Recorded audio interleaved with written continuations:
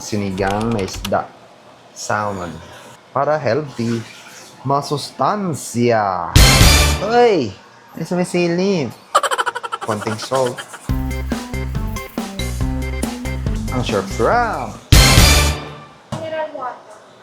Yes, para makrema.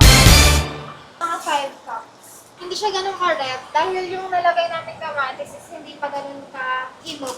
Lalagyan natin siya ng Knorr.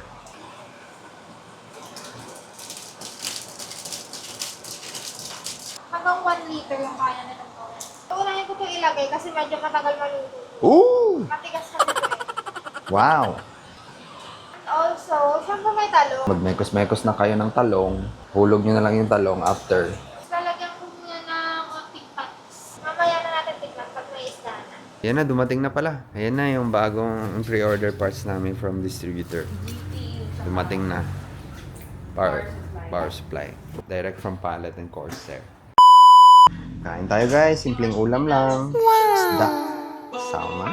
Meron kaming papaya. Meron akong coffee na Starbucks na DIY lang. Go finge ser mala.